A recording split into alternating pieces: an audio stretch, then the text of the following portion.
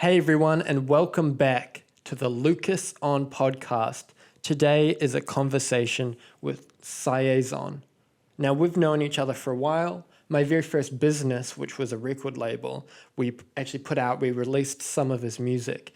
And because of that, I did kind of a sit down interview, very similar to this way back then it's long gone, long ago.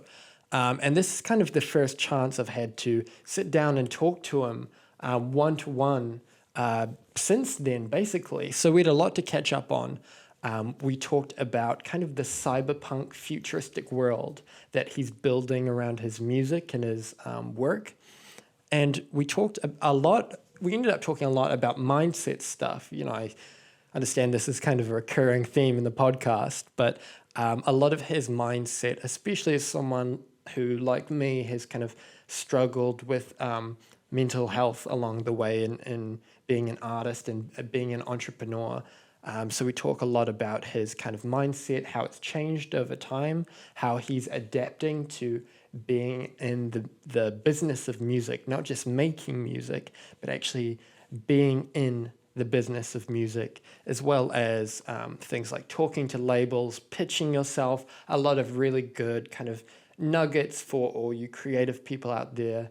And if you're an entrepreneur and stuff out there as well, I feel like you're going to get a lot of value from this conversation because we really do cover a lot in a short amount of time. So I hope you enjoy the episode.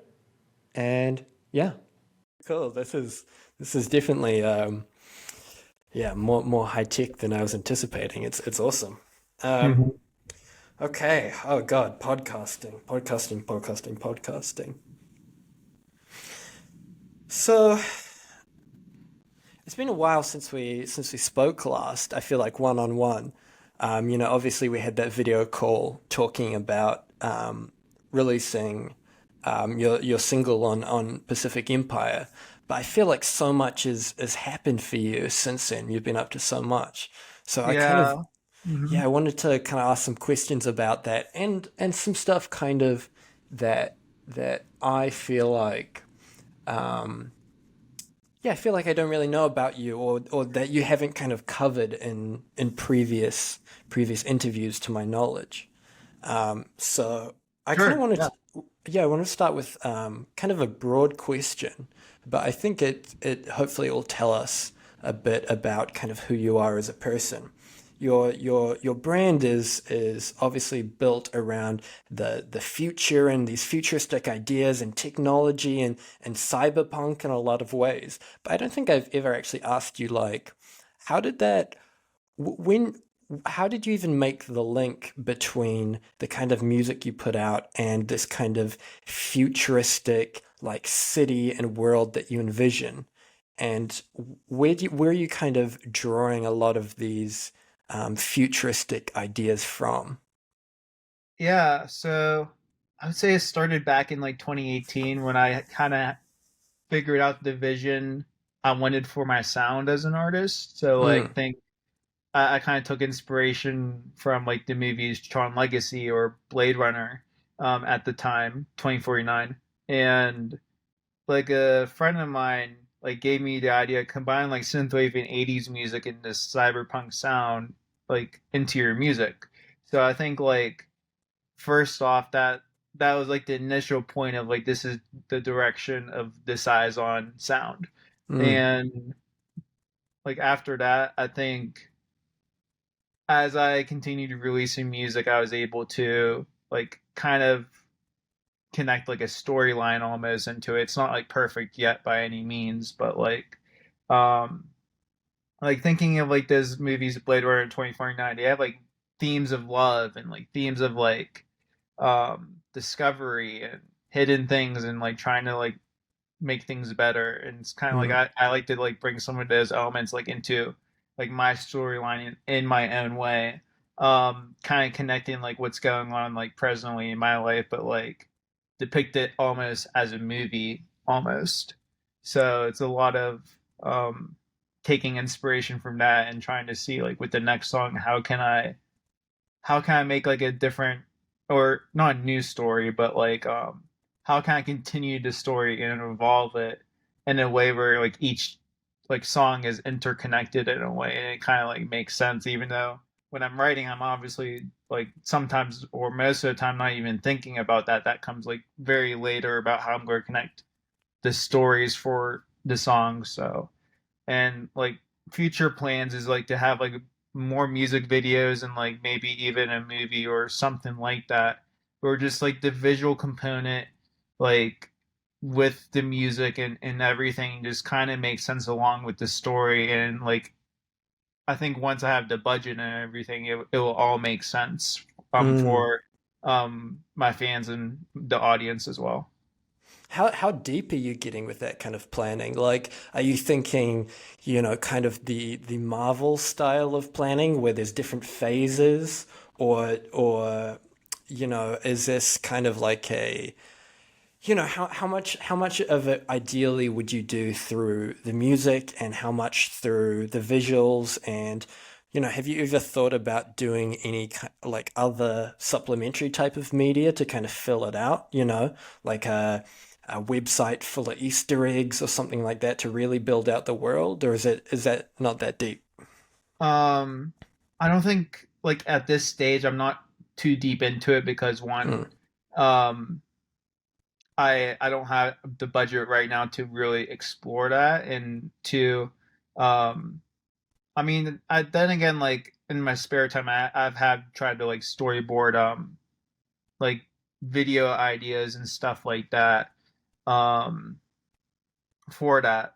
So I mean, that's what I would say. I mean, it's somewhat thought out in the way that like I know generally what the theme is about. I have like another movie to kind of go off of like Blade Runner and like in other movies that kind of go off of that theme of like discovery and there's like a romance happening at the same time sort of thing.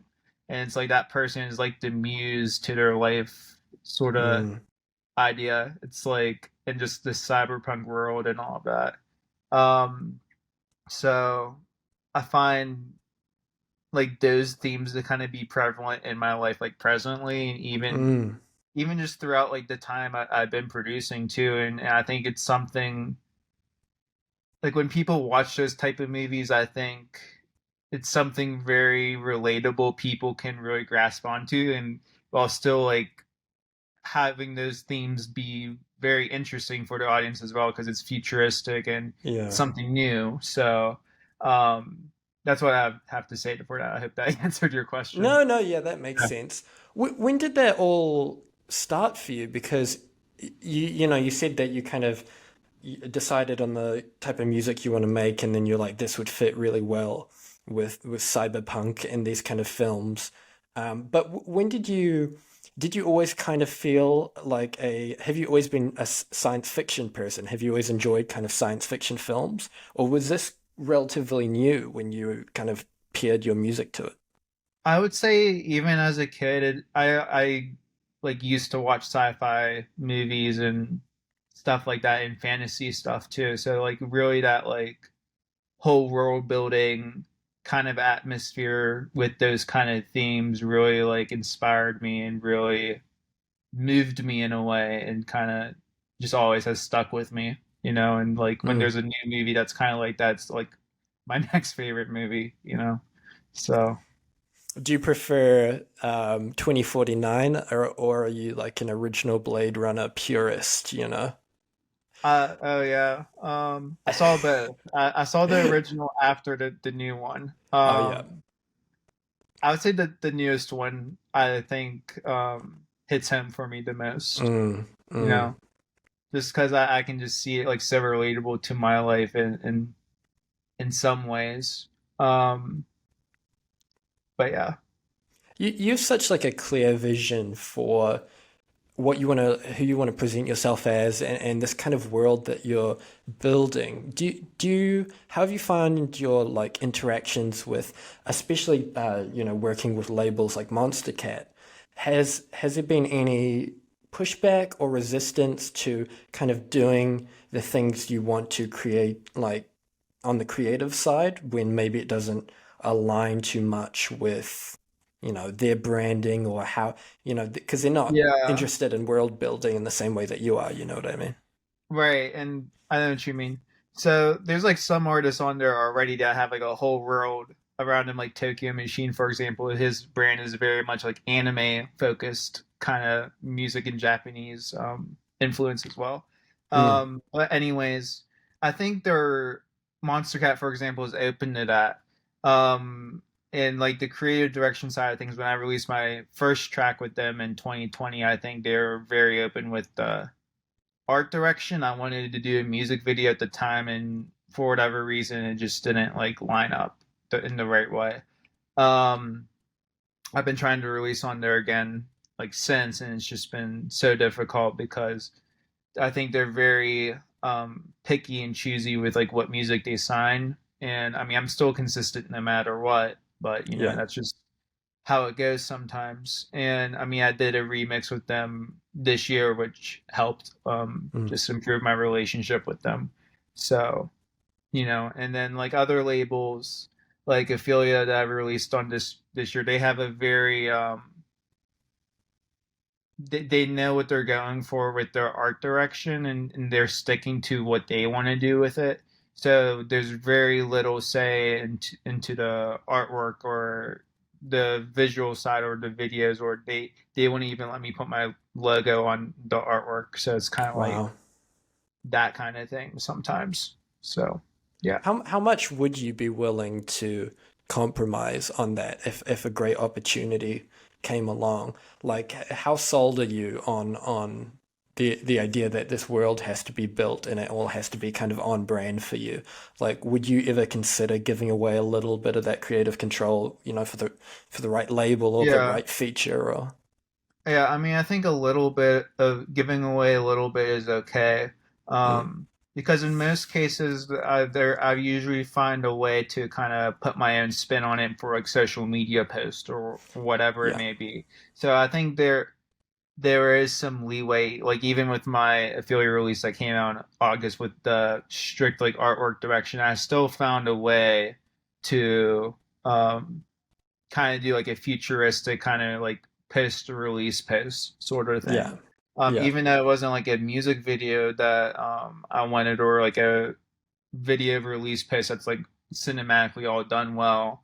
I mean, that was like initially what we wanted to like me and 85 wanted to do, but it just like didn't the timing or the circumstances didn't work out for that. But I still managed to find a way to put my own creative spin on it in some ways. So It's been so cool to see, yeah, all the well, I mean, I guess like for example, Monster Cat. When I was in high school, like Monster Cat was the talk of the town. You know what I mean? It was like it was on everyone's mind. Nothing but banger releases. It's kind of in the Hall of Fame for like electronic labels. So when it comes mm. to releasing on labels like that, or working with artists, or even just like meeting people, like how do you kind of what's your relationship with that now? Like, is it still surreal sometimes looking back to see like, wow, like I have a song on Monster Cat. Wow, I've had the opportunity to do this thing or that thing. Like, how do you feel about it now that some time has passed? Yeah, I would say that pretty much. I think those very first opportunities were very key in my growth and just like getting the experience of like releasing on a label and what that whole process looks like, and just kind of seeing how it's evolved over time and how it's you're not always pushing, but it's like it's kind of like patiently waiting until the next opportunity comes, and then you see that, and then you get more experience, you get more whatever, um, and it just grows from there. I mean, I'm still wanting to play shows more regularly to Mm. build income and just my music in general, and that still is yet to come. So that's just like another thing that's only going to build over time. So it's a lot of work, hurry up and wait, sort of mentality, and so, but like looking back now and like even what I did this year, I think it's all all of it's stepping stones in the right Mm. direction, no matter if some of it's rejection in the meantime or whatever it may be. So yeah. Yeah, I mean, yeah, I agree. That's totally the right mindset. I guess I was curious, where do you think you got that from? Like, what gives you this kind of internal strength to be able to recognize and understand that, like, sometimes rejection and something not quite hitting happens, and it's just, as you said, a stepping stone. Where do you think you learned that from? Yeah, I mean, earlier on, it was like blind faith, Mm, pretty much. Now, just with some practices that I do now with just like manifestation stuff and all that, um, which just helps like further cement the belief that's like it's gonna happen. You know, I think that like especially practicing that this year, last year, and a little bit before too, I think has really increased my belief and faith a lot. And just mm, like knowing that it's all working out right now, even if I don't see it like with my senses behind like right now behind the scenes. It's like something is going on. And it's mm. like just having that knowing and faith, I think has really been key to keeping me going and just the positivity and the belief and all that and the confidence as well. Is that what's helped you stay so consistent? Because yeah, as you mentioned earlier, you've been incredibly consistent with the music you're putting out, the kind of thing you're creating, your branding, you have a vision and you're just executing on it. Do you think it's that mindset that contributes to it and what else? Yeah, it's I think it's mainly that, like just as you said it. And I think what else is just being prepared and just having the music in the backlog ready to go to be released as I've done this year. Because this is probably the first year where I've done like every release every single month, whether it's a self release, a label release, a remix release. So I've been really consistent on that, and I've been on a streak for about what's going to be 11 months soon. So Wow. or more than that, probably like 14 or 15 since I want to say like last August or September. So pretty much just like being prepared and having music ready to go and just like even if it's like a slow month, just working on something. I mean, you don't some like my mentality going into making music is like I don't push myself if I don't want to work or whatever. I make music as I feel inspired to and like to make me like when I like to make music. So. Yeah. Mhm. Do you think having things in the backlog has helped you kind of lift a little bit of burden from your shoulders when you do want to do things like travel, Most like you're doing definitely. now? Yeah, Yeah, right. it's helped a ton. It's been a lifesaver, honestly. Mm, Um, because like right now I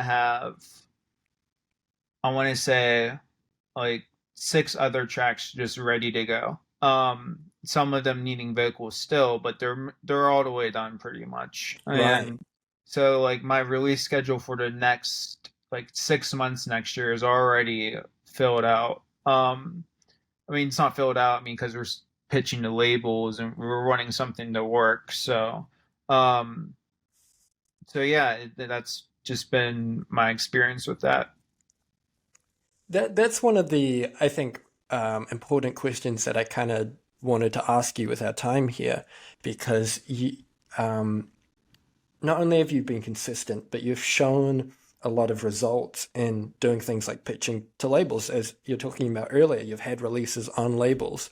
And I know a lot of kind of beginner and amateur musicians that would do anything for a release on a label, just any label, let alone someone as prolific as like Monster Cat. And so I guess what would your advice be to them? Like if tomorrow you wake up and you had to start Cyazon again, fresh, like how would you even go about that? Yeah, I mean, pretty much how I went about it in the very beginning. Mm, in 2020 with Monster Cat, I would say have a package of music ready to go, like 3 or 4 songs, or sometimes even more if you want, just as a just something on the back, just in case. But have those songs ready and then pitch them to the label, whether it's through demo submission or email, or best case scenario, if you know a friend who's already on the label who has a connection who can introduce you, or you're somehow able to meet with the A&R at a label or connect with them somehow on a more personal level. That's like the best way. That's how I got into Monster Cat, was through an artist friend of mine, and he introduced me to the A&R, and now I have this connection with him, and my team send some music. So that's pretty much how I would go about it. Yeah.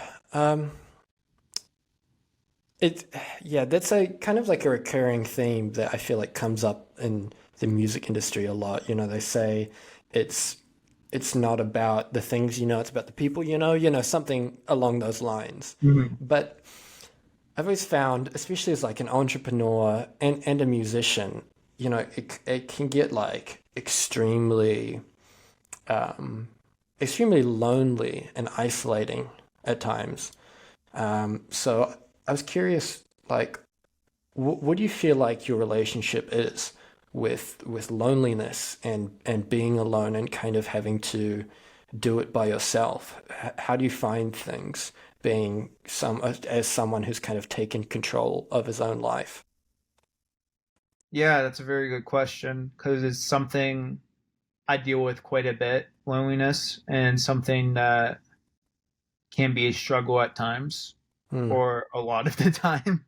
Yeah. Um, so, pretty much, I think the best way that I deal with it is surrounding myself with like a few friends, like hanging out with a few friends, or talking to my therapist if I'm really struggling, or this London girl that I'm hopefully going to see, and just stuff like that, and just talk to people, have Hmm. friends to talk to, and stuff like that.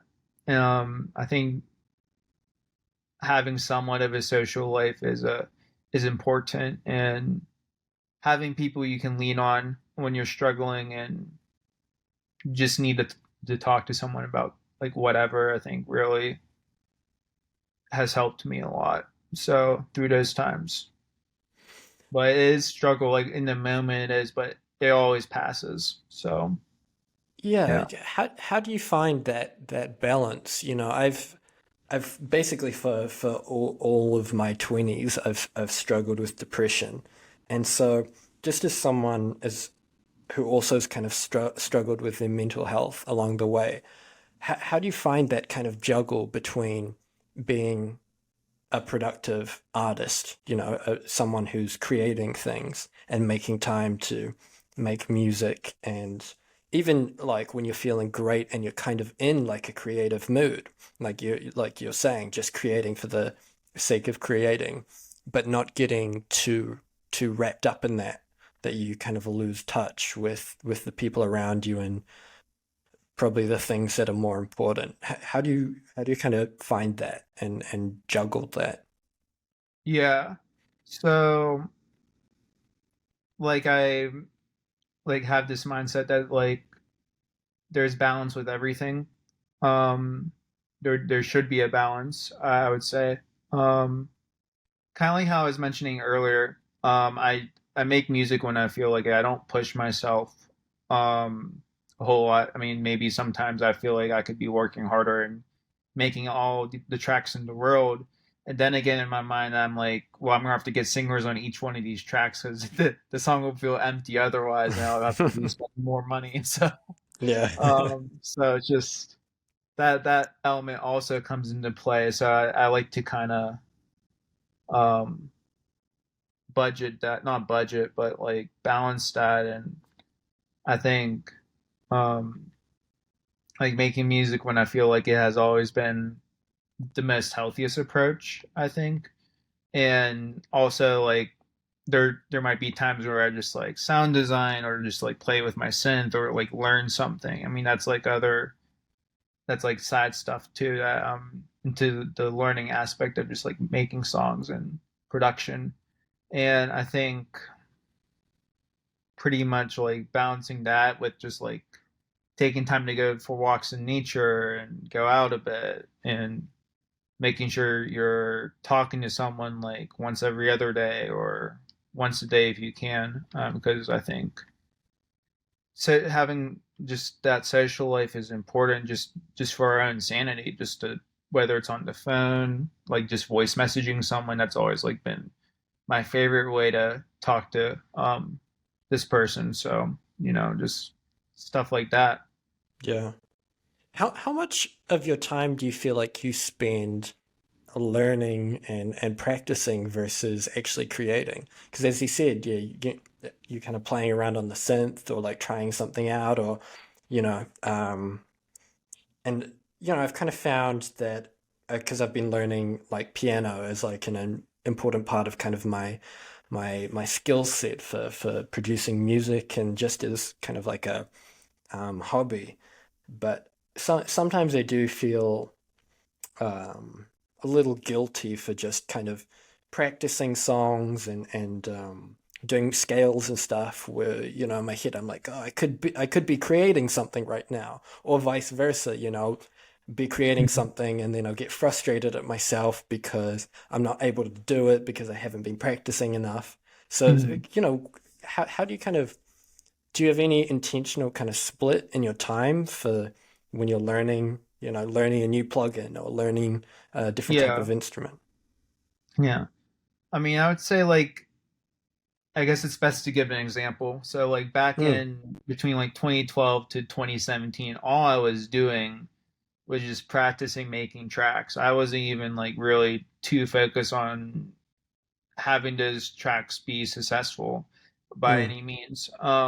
So I was learning how to like sound design, mix, master, production, and even like throughout the time maybe just a little bit of practicing music theory piano, because I already came from a piano background, so it's like I right. don't really need to play. I mean, but someday it'd be nice to pick it back up again.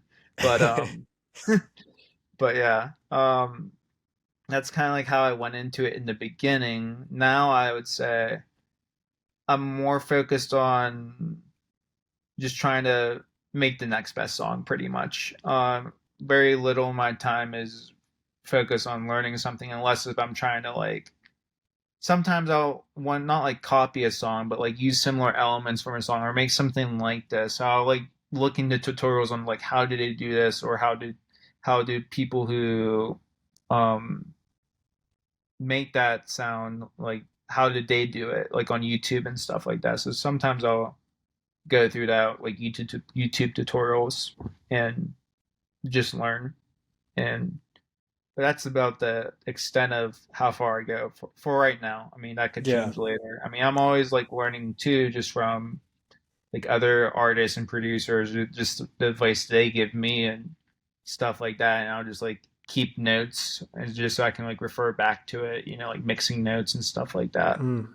So What kind of music do you spend your time listening to? Because I would assume, like naturally, I would assume that you listen to a lot of music that is in, the same kind of ballpark as yours. But I'm curious if there's any artists or genres or anything like that that maybe we wouldn't expect. pretty much like my main musical influences, like when I go through release radar on Spotify, it's like EDM stuff, as you know, like drum and bass. I mean, I've been really trying to make more drum and bass more recently this year, so I've been diving more into that. And some of like the analog sound like Neuro. I mean, I've been trying to Mm, like tap more into that, and less of the more techy stuff, but more of the analog direction, but still some futuristic elements. But like that's kind of like the stuff I'm listening to. Some melodic dubstep, but like just if I'm driving around, it's more like indie kind of sounding stuff. Okay. like synthwave, indie, like rock in a way, kind of music. Just like, and sometimes like at night, I'll just like listen to ambient music while I'm driving on the road. So, Mm. and then very other times too, I'll listen to some like metal screamo music. So Okay, there we go. Yeah, I feel like pop that one's punk a kind little of left guy. field, but Yeah. Yeah, some of that. Oh, because I have a vocalist friend. He also has a band too, so I really like listening to their band. So okay, yeah. it's that they're kind of like in that like direction, you know. Have you had much opportunity to network with people who work outside kind of the quote unquote electronic genre? Um, trying to think. I think currently, um, maybe. There's this one vocalist I'm working with in the UK now, or I don't know where she is in the process, but she makes more like pop music, but she's also done like electronic collaboration. So Hmm. there's a lot of these singers that I work with that have like a main artist project that's mainly focused on like pop music and stuff like that. And but they also do like electronic collaborations as well. So it's a lot of that hybrid, you know. Yeah. So How are you making kind of the decisions around who you want to hire and work with when it comes to vocalists and singers? yeah, before I would just like scout them myself just online through like tracks I like or artists that they've worked with and stuff like that. And I would just like directly email them or their manager. Hmm. Now my team is sourcing all the vocalists for me, and I give them target vocalists as well, and we just see who's the best fit tonality wise with their voice. And because I get through just like all the Spotify's and just listen to their songs and just determine if the voice is going to be fitting for whatever song I'm working on at that moment. So that's pretty much how it goes. Interesting. Yeah. And so are most of the vocalists that you work with done remotely, or did they get in a studio with you? Um, it's always been mainly remotely, just Hmm. through online. I think that's been the easiest way for them and me. But there will be one day where I'll have to do an in session um, studio one day. That will be fun. It's probably like the same sort of experience too, I imagine. Yeah. Yeah. So yeah, it's all been remote. How are you finding the kind of transition into being a like starting out being a smaller artist into someone who now has, a team of people like helping you out do stuff and, having to manage like hiring singers to be on tracks and, sending emails and pitching and like how are you personally finding the I guess the business of music as opposed to just being a creative? Yeah. Um, Definitely makes things a lot easier with just a team who has like some connections or just has a way of pitching, to Mm, labels and vocalists that is probably just the way they word things is probably better than the way I would word things myself if it was someone I didn't know.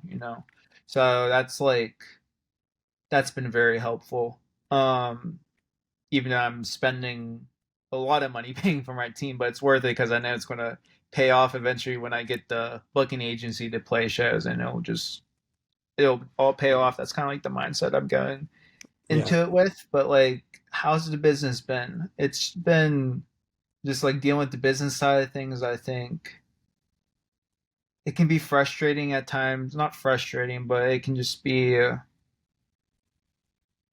I think a lot of patience is required, like when you want to start playing shows, and it's just a lot of like hurry up and wait, and I think that can get like frustrating at times when you want to like move things along in the career. So I think that part of the business and knowing there's only so many emails I can send to my team to move them along when I already know they're doing the best they can to move me forward with the booking agency side of things and playing shows and all of that and labels. I think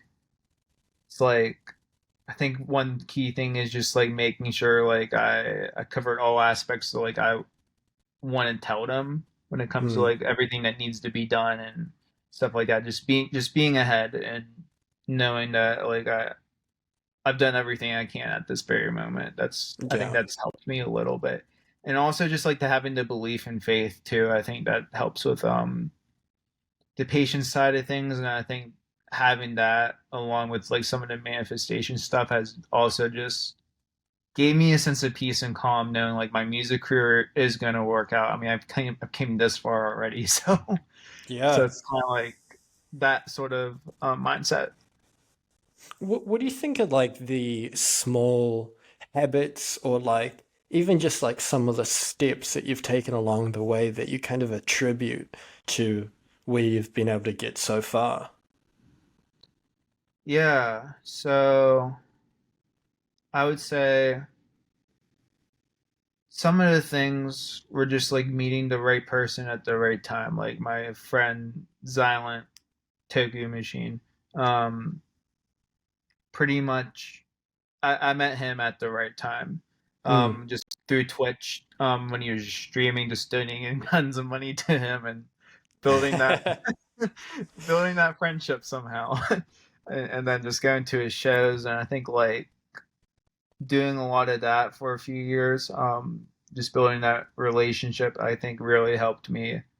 Um, just with the Monster Cat thing, for example, and that thing led to another and led me Mm. to being with my team now and sort of things with just like the small growth that not the small growth but like the growth that I had in 2020 and just one thing leading after the next. I think that those were the steps that helped me like get to where I'm at today. It was just like knowing the right person, and then eventually like 85 and I did the collaboration, which took about 2 years, but um it was worth it because we already established a friendship before that, and it was just the right timing. So it's a lot of, like I'm saying, it's just like a lot of um those people I think would helped me grow to where I'm at today, along with just being persistent with making music too and improving as the years go on. What do you think it is about yourself or your attitude that drives you to actually take steps and execute on what you want to do? Because, you there's lots of examples and cases of people who have strong affirmations and goals that they've set of things they want to do, but they never seem to take the first step, if any steps. But you've done such a good job at not only setting the goals and having the affirmations, but also it seems like every day you're taking small but consistent steps towards the goal that you've set. So what do you think the difference is between someone who kind of isn't executing on their dreams and you? Yeah, I see what you're saying. um I think pretty much it's just like you said, working little by little, as much as you can on making music and the business aspect of it too, and online presence with social media. And even too, like even if you do that, nothing is promised at the same time. So it's along with that, you have to have the faith and belief, and sometimes like things will just happen randomly, like the Monster Cat remix that I did. Like I wasn't even planning for that. That just Right. came randomly through what I was already believing in myself and wanted with them. Mm. So I think stuff like that happens all the time, and you just have to be ready to execute. And like that was just a random opportunity that manifested itself in. So like when that came about, I just worked on it for like 2 days, finished it. They loved it, and that got released. So like that's just one example of how like you don't have to do anything at all, but at the same time, like once the opportunity presents itself, or if you've already done the work, it just pays off because it doesn't feel like work, you know. Yeah.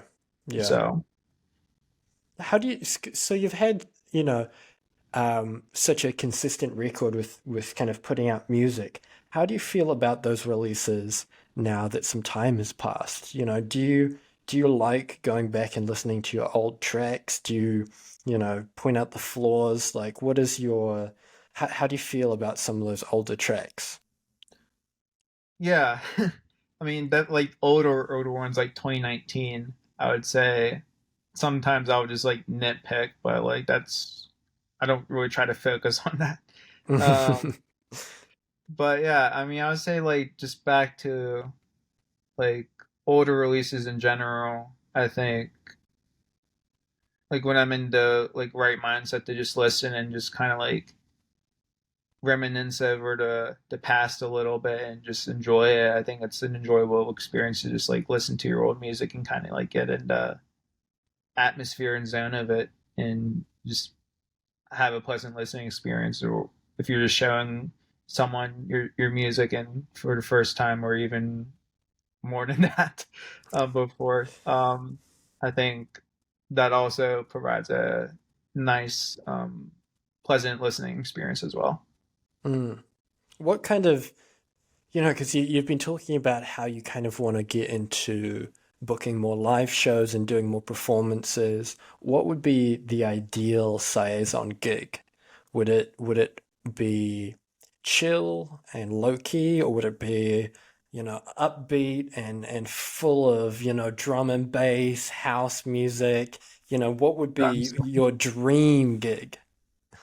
Yeah. I mean, dream gig wise, I think like once I have it set, like the live visual component will be like amazing. Like once I can kind of have like a whole storyline, um, that kind of like that people can follow like a movie almost like during the set. Mm, I think that would be like the ideal dream show and set with along with just like my music, dubstep, drum and bass, and like heavy house music and stuff like that. yeah, Um, so I think that would be the ideal. I mean, and also just touring internationally too. I think that's been um, a goal of mine since I'm trying not trying but looking forward to the moment when I can move to London. mm. So, yeah, so I'm Any, kind of like preparing for that. So I kind of need not need the international appeal, but um, would make things more enjoyable and help as well, just financially in my career. Yeah. What countries are on your hit list? Obviously, you're in London right now, and you're saying that you want to move there. But is there anywhere in the world that you've always wanted to travel that you haven't got the chance to, that touring might give you the opportunity to? Yeah, I mean that's a hard question.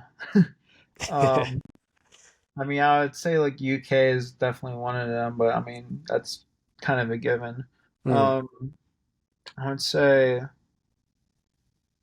maybe Japan. Oh yeah. Yeah, maybe that.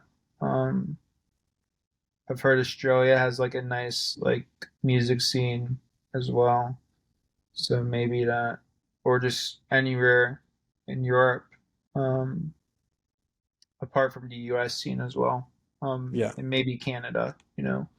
So those are like because my top five markets are US, Canada, UK, and Germany, I believe. And there's probably one more in Australia, I think, but from the Spotify monthly Hmm. listeners. That's interesting. Yeah. I mean, I don't have any kind of facts or data to back that up, but I have noticed there is quite a love of certain types of electronic music in Germany. I don't know if it's anything, but I always noticed that putting out music with Alex as well, and when I would help him with releases, looking at his, the back end, the Spotify for artists, big appeal in Germany for that type of music. I'm not sure what it is about the culture or something I don't obvious know that I'm missing. either. Yeah. Yeah. Yeah, that's very interesting. Yeah. Okay, well. I think we've managed to power through most of the questions I had for you. Nice. Thank you so much for being game and open to them. So You're I'll welcome. hit you with the Yeah. final question, which Final I've question. Let's been do it. asking everyone that comes on this podcast because I'm all about feedback. As creatives, as artists, we're all about feedback, constructive criticism. My final question is, if you had to give me one piece of feedback or constructive criticism on what I could do for the interviews after the conversations after this, to make the show better, to make it more engaging, to prompt you into better answers, what piece of advice or feedback would you give me? That's a good question because I think Thank you. you did an excellent job. So, Thank you. um, don't maybe like I guess something that does come into mind, just like based off of this, is like life background, like other Mm, interests, and kind of like diving into like who the person is, mm, and like as well as like the artist side as well. So I mean that's mm. like the one thing that came into my mind, even though we did touch on it a little bit. So you Um, think maybe like a deeper dive into um, more the backstory around who you are and what your kind of world as an artist as well?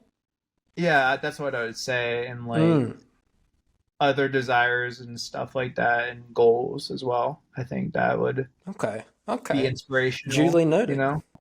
Yeah, no, Yeah. definitely.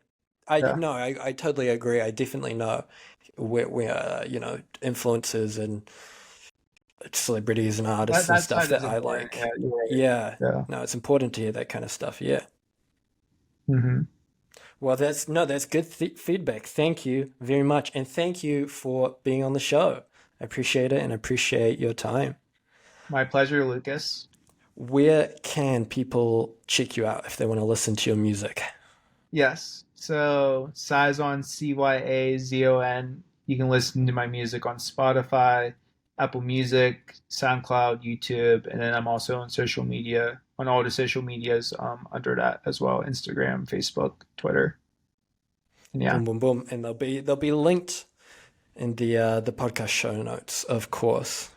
Yeah, thank you so much for being on. Thank you for the time, and we'll see you in the future. definitely.